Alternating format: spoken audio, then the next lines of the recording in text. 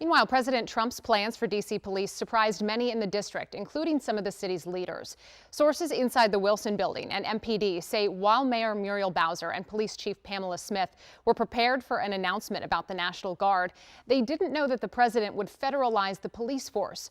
Our Lionel Donovan is at the Wilson building now, where the mayor and police chief just wrapped up a news conference less than an hour ago. You were in that room. Lionel, good evening. Good evening. Like you were saying, the mayor just stopped speaking about 15 minutes ago. She says at this point she will be following the law. No real plans beyond that. However, she did make it clear that Pamela Smith is still the chief of police in D.C. Now, as you were saying, this morning, President Trump announced that the MPD would be under federal control. The president said that he would be invoking Section 740 of Home Rule in order to make that happen. He also announced that 800 National Guard members would be deployed to, quote, help it reestablish law, order, and public safety in D.C., end quote. Defense Secretary Pete Hegseth said the Guard would hit the streets of D.C. within the week, and up to 200 soldiers could be supporting law enforcement at any given time.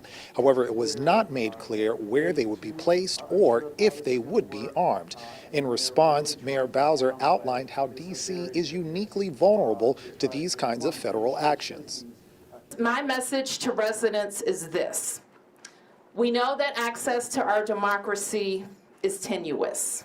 That is why you have heard me and many Washingtonians before me advocate for full statehood for the District of Columbia. We are American citizens. Our families go to war. We pay taxes and we uphold the responsibilities of citizenship.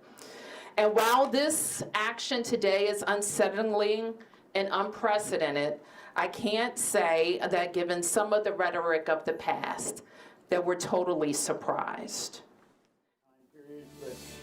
Chairman Comer, the chairman of the House Oversight. Now, as you were saying earlier, this announcement has gotten a lot of pushback from D.C. council members, along with D.C. congressional delegate Eleanor Holmes Norton. They've released statements throughout the day. I'll have more on what they've had to say at 5. But for now, we're live at the Wilson building. Lionel Donovan, WUSA 9. All right, Lionel, live for us at the Wilson building again. Thank you.